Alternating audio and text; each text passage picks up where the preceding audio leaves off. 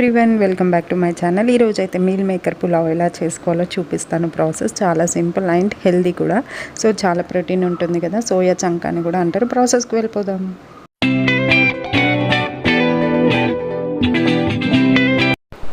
First అయితే మనం రైస్ని 3 times వాష్ చేసుకోవాలి.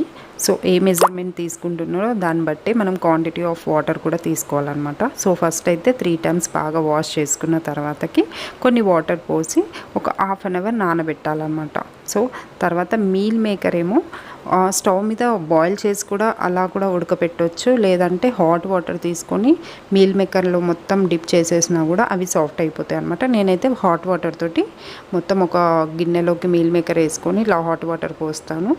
తర్వాత కొంచెం స్పూన్తో ఇలా పైకి కిందికి అంటే అవన్నీ కిందికి పైకి వెళ్ళి సాఫ్ట్ అయిపోతాయి అన్నమాట. సో ఈ విధంగా అవి సాఫ్ట్ అయిపోయిన తర్వాతకి కూల్ వాటర్ పోసి మనము ప్రెస్ చేస్తే ఆ వాటర్ అంతా వెళ్ళిపోయి డ్రైగా వస్తుందన్నమాట. సో ఈ విధంగా కూల్ వాటర్ పోసి, లేకపోతే ఇంకా ఓవర్ సాఫ్ట్ అయిపోతుంది అనమాట. అందుకే త్వరగా కూల్ వాటర్ తోటి మనం ఇలా ప్రెస్ చేసి ఆ వాటర్ అంతా వెళ్ళిపోయి ఒక ప్లేట్లోకి ట్రాన్స్ఫర్ చేసుకోవచ్చు.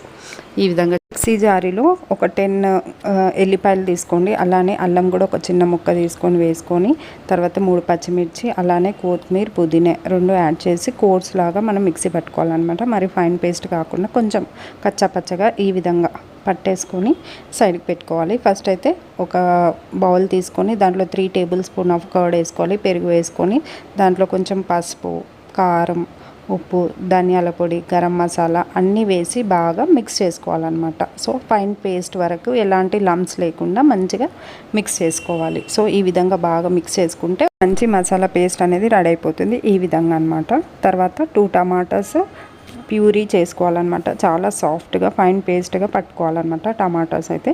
తర్వాత కుక్కర్లో ఒక 3 tablespoons దాకా ఆయిల్ అయితే పడుతుంది. దీంట్లో వేసుకున్న తర్వాత ఒక స్పూన్ నెయ్యి కూడా వేసుకోవచ్చు. నేనైతే వేయట్లేను, కానీ వేసుకుంటే చాలా టేస్ట్ ఉంటుంది. వేసుకున్నా మంచిదే, వేయకపోయినా మంచిదే. తర్వాతకి హోల్ గరం మసాలా వేసేసుకొని ఒక బే లీఫ్, బిర్యానీ ఆకు వేసుకొని బాగా మిక్స్ చేసుకోవాలన్నమాట. ఆయిల్లో మంచిగా ఫ్రై చేసుకోవాలి. తర్వాత ఒక ఆనియన్ కట్ చేసుకొని, ఒక బిగ్ ఆనియన్ కట్ చేసుకొని అది స్లైసెస్ లాగా చిన్నగా కట్ చేసుకొని వేసుకొని బాగా దూరగా వేయించుకోవాలన్నమాట. సో అది మొత్తం మంచిగా సాఫ్ట్ అయిపోయిన తర్వాతకి అంతా బాగా సాఫ్ట్గా అయిపోయినాయి కదా, తర్వాతకి మనం ఏదైతే పేస్ట్ చేసుకున్నామో కోర్స్ లాగా, అంటే పచ్చిమిర్చి, కొత్తిమీర, పుదీనా, అల్లం పేస్ట్ అంతా వేసుకున్నాం కదా, ఆ పేస్ట్ మొత్తం దీంట్లో మిక్స్ చేసేసుకొని బాగా ఫ్రై చేసుకోవాలి. పచ్చివాసన పోయే వరకు బాగా కలుపుకోవాలన్నమాట. తర్వాత మీల్ మేకర్స్ మొత్తం తెచ్చి ఇందులో వేసేసుకోవాలి. సో మీల్ మేకర్స్ వేసేసుకొని 1 నిమిషము ఆయిల్లో బాగా ఫ్రై చేసుకోవాలన్నమాట. సో ఈ విధంగా బాగా ఫ్రై చేసేసుకున్న తర్వాతకి మసాలా పేస్ట్ తయారు చేసుకున్నాం కదా, పెరుగులో వేసుకొని ఈ మసాలా పేస్ట్ అంతా మీల్ మేకర్స్ మీద వేసి బాగా మిక్స్ చేసుకోవాలన్నమాట. ఆ మీల్ మేకర్కి అంతా పట్టించాలి. ఈ పేస్ట్ అంతా బాగా కలిపేసి మీల్ మేకర్కి బాగా పట్టించాలన్నమాట. ఈ విధంగా బాగా మిక్స్ చేసుకుంటే వాటికంతా కోటెడ్ అయిపోతుంది అనమాట. తర్వాతకి మనం ప్యూరీ చేసుకున్న టమాటాలు ఉన్నాయి కదా, ఆ టమాటా పేస్ట్ అదే ప్యూరీ కూడా వేసేసుకొని బాగా మిక్స్ చేసుకోవాలి. ఈ విధంగా మిక్స్ చేసుకున్న తర్వాతకి వేసుకోవచ్చు. అలానే క్యారెట్ కూడా వేసుకోవచ్చు, వేయకపోయినా పర్లేదు. క్యారెట్ ఉంటే క్యారెట్ వేసుకోండి, లేదంటే బఠానీ కూడా వేసుకోవచ్చు. కాకపోతే వేసుకుంటే మంచి న్యూట్రిషన్స్గా ఉంటుందన్నమాట. సో వేసుకున్న తర్వాతకి ఇందులో నేనైతే బాస్మతి రైస్తో చేయట్లేదు కాబట్టి, ఒకవేళ బాస్మతి రైస్ అయితే 1.5 వాటర్ పోసుకుంటే సరిపోతుంది. సో నార్మల్ రైస్ కాబట్టి 2 glasses ఆఫ్ వాటర్ అయితే పోసాను. మీకు సీజనింగ్ సాల్ట్ కూడా ఇక్కడే చూసుకొని వేసుకొని బాగా మిక్స్ చేసేసుకోవాలన్నమాట. సో మనం ఏదైతే నానబెట్టుకున్న బియ్యము మొత్తం వాటర్ అంతా తీసేసి ఆ బియ్యం మొత్తం ఇందులో వేసుకోవాలి. వేసేసుకొని బాగా మిక్స్ చేసేసి కుక్కర్ మూత పెట్టేసుకోవాలన్నమాట. సో కొంచెం ఆవిరి వచ్చినప్పుడు విజిల్ పెట్టాలన్నమాట.